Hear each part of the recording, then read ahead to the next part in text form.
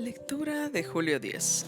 Libro primero de Crónicas, capítulo 9, versículo 1 al capítulo 10, versículo 14. Entonces todo Israel quedó anotado en los registros genealógicos en el libro de los reyes de Israel.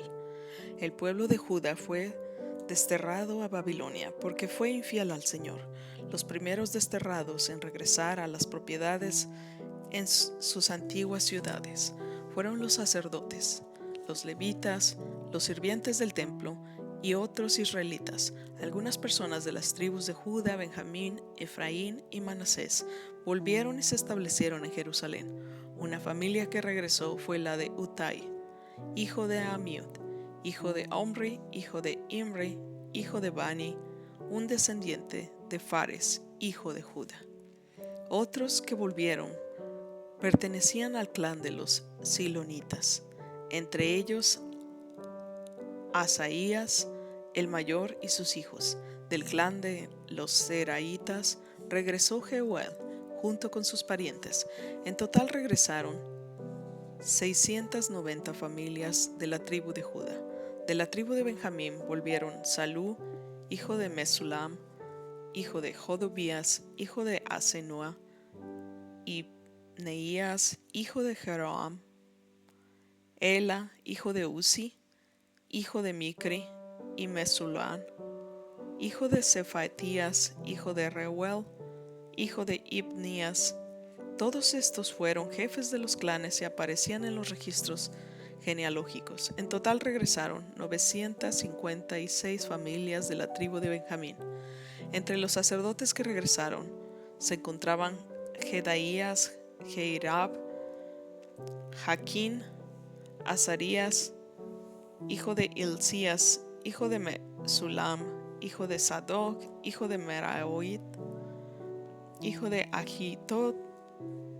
Azarías fue el funcionario principal de la casa de Dios. Otros sacerdotes que regresaron fueron Adaí, hijo de Jeroham, hijo de Pasur, hijo de Malquías, y Masaí, hijo de Adiel, hijo de Jasera, hijo de Mesulam, hijo de Mesilemid, hijo de Imer. En total regresaron 1770 sacerdotes. Eran jefes de clanes y hombres muy capaces. Eran los sacerdotes responsables de oficiar en la casa de Dios.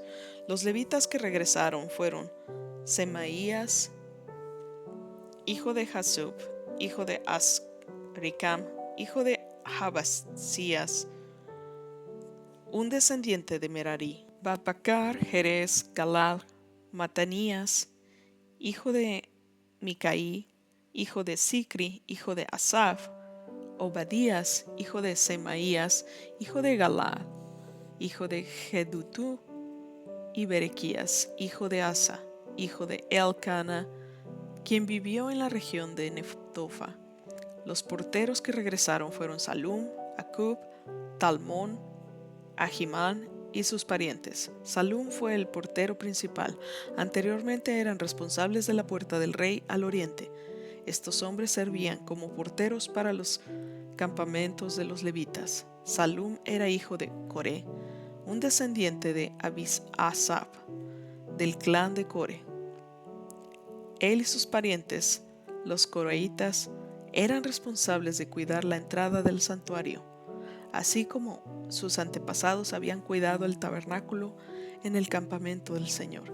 Antiguamente Fines, hijo de Eleazar, había estado a cargo de los porteros, y el Señor había estado con él. Posteriormente Zacarías, hijo de Meselemías, fue el responsable de cuidar la entrada del tabernáculo.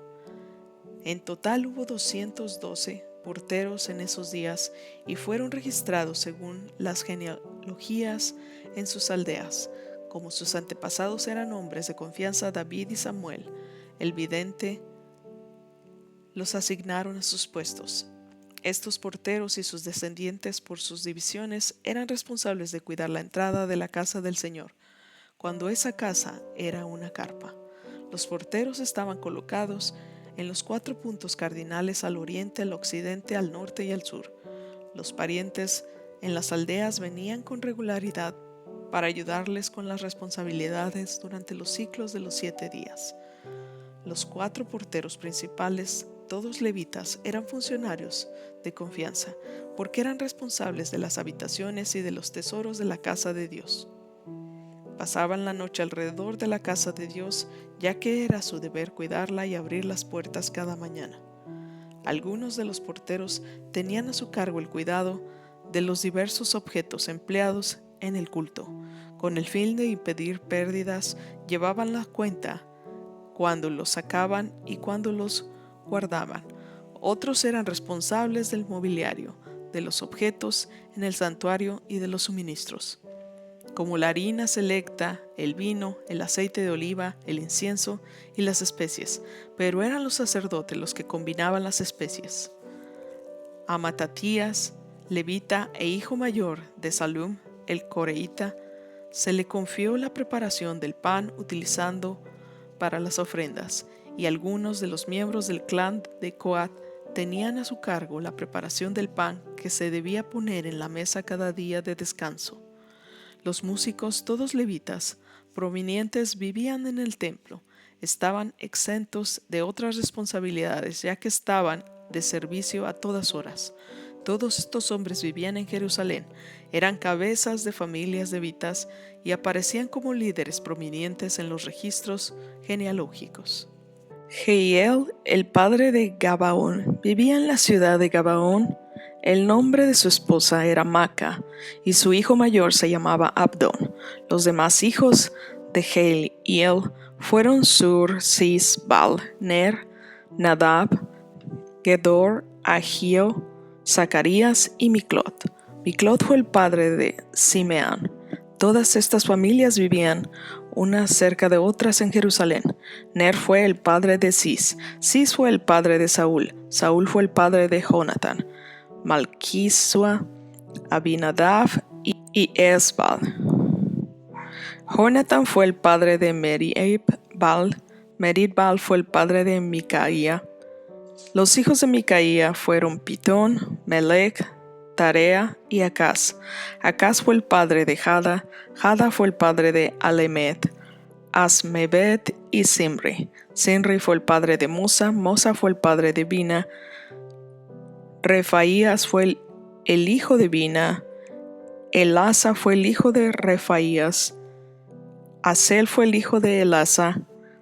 Asel tuvo 6 hijos cuyos nombres fueron Azricam, Bocru, Ismael, Searías, Obadías y Hanán.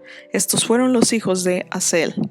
Ahora bien, los filisteos atacaron a Israel y los hombres de Israel huyeron ante ellos, mataron a muchos en las laderas del monte Gilboa. Los filisteos cercaron a Saúl y a sus hijos y mataron a 3 de ellos, Jonatán, Abinadab y Malquisua. La batalla se infestó cerca de Saúl y se intensificó ahí, y los arqueros filisteos lo atacaron y lo hirieron. Con gemidos Saúl le dijo a su escudero: «Toma tu espada y mátame antes de que estos filisteos paganos lleguen para burlarse de mí y torturarme». Pero su escudero tenía miedo y no quiso hacerlo. Entonces Saúl tomó su propia espada y se echó sobre ella. Cuando su escudero vio que Saúl estaba muerto, se echó sobre su propia espada y murió. Así que Saúl y sus 3 hijos murieron ahí juntos, y su dinastía llegó a su fin. Cuando los israelitas que estaban en el valle de Jezreel vieron que su ejército había huido y que Saúl y sus hijos estaban muertos, abandonaron sus ciudades y huyeron. Entonces los filisteos entraron y ocuparon sus ciudades.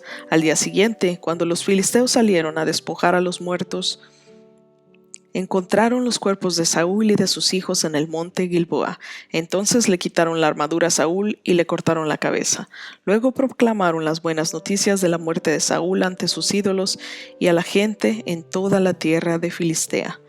Pusieron su armadura en el templo de sus dioses y colgaron su cabeza en el templo de Dagón. Cuando el pueblo de Jabes en Galaad se enteró de todo lo que los filisteos le habían hecho a Saúl, todos los valientes guerreros llevaron sus cuerpos llevaron los cuerpos de Saúl, sus hijos, a Jabes. Luego enterraron sus huesos debajo del gran árbol en Jabes y ayunaron por 7 días.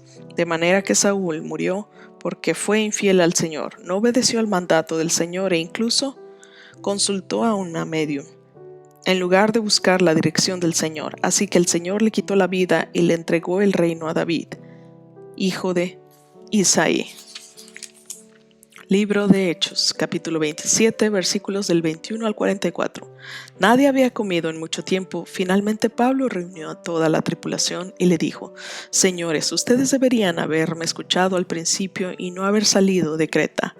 Así se hubieran evitado todos estos daños y pérdidas. Pero anímense, ninguno de ustedes perderá la vida, aunque el barco se hundirá. Pues anoche un ángel de Dios, a quien pertenezco y a quien sirvo, estuvo a mi lado y dijo: Pablo, no temas, porque ciertamente serás juzgado ante el César. Además, Dios, en su bondad, ha concedido protección a todos los que navegan contigo. Así que anímense, pues yo le creo a Dios. Sucederá tal como Él dijo. Entonces seremos náufragos en una isla, como a la medianoche de la 14ª noche de la tormenta. Mientras los vientos nos empujaban por el mar Adriático, los marineros presintieron que había tierra cerca. Arrojaron una cuerda con una pesa y descubrieron que el agua tenía 37 metros de profundidad. Un poco después volvieron a medir y vieron que solo había 27 metros de profundidad. A la velocidad que íbamos, ellos tenían miedo de que pronto fuéramos arrojados contra las rocas que estaban a lo largo de la costa. Así que echaron 4 anclas desde la parte trasera del barco y rezaron que amaneciera. Luego los marineros trataron de abandonar el barco. Bajaron del bote salvavidas como si hubieran echado anclas desde la parte delantera del barco. Así que Pablo le dijo al oficial al mando y a los soldados: todos ustedes morirán a menos que los marineros se queden a bordo. Entonces los soldados cortaron las cuerdas del bote salvavidas y lo dejaron a la deriva. Cuando empezó a amanecer, Pablo animó a todos a que comieran. Ustedes han estado tan preocupados que no han comido nada en 2 semanas, les dijo. Por favor, por su propio bien, coman algo, pues no perderán ni un solo cabello de la cabeza.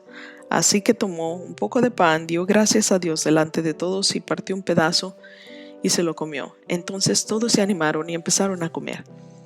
Los 276 que estábamos a bordo, después de comer, la tripulación redujo aún más el peso del barco, echando al mar la carga de trigo. Cuando amaneció, no reconocieron la costa, pero vieron una bahía con una playa y se preguntaban si podrían llegar a la costa haciendo encallar el barco. Entonces cortaron las anclas y las dejaron en el mar.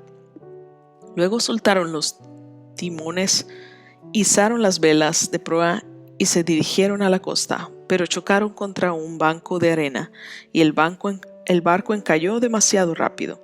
La proa del barco se clavó en la arena, mientras que la proa fue golpeada repetidamente por las fuerzas de las olas y comenzó a hacerse pedazos. Los soldados querían matar a los prisioneros para asegurarse de que no nadaran hasta la costa y escaparan, pero el oficial a mando quería salvar a Pablo, así que no los dejó llevar a cabo su plan.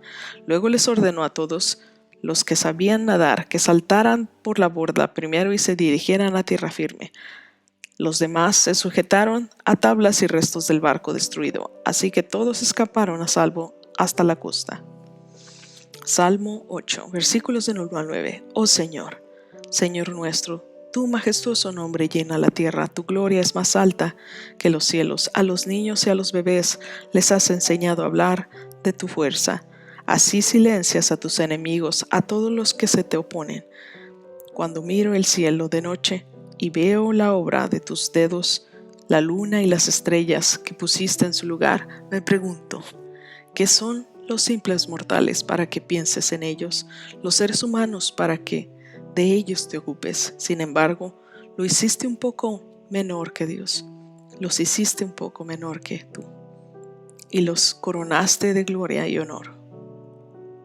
Los pusiste a cargo de todo lo que creaste y sometiste todas las cosas bajo su autoridad, los rebaños y las manadas y todos los animales salvajes, las aves en el cielo, los peces del mar y todo lo que nada por las corrientes oceánicas. Oh Señor, Señor nuestro, tu majestuoso nombre llena la tierra. Amén. Libro de Proverbios, capítulo 18, versículos 23 y 24. El pobre ruega misericordia, el rico responde con insultos. Hay quienes parecen amigos, pero se destruyen unos a otros. El amigo verdadero se mantiene más leal que un hermano. Gracias por escuchar la lectura de hoy con nosotros. Suscríbete a nuestro canal si aún no lo haces y compártenos para llegar más lejos. Ten un lindo día. Que Dios te bendiga.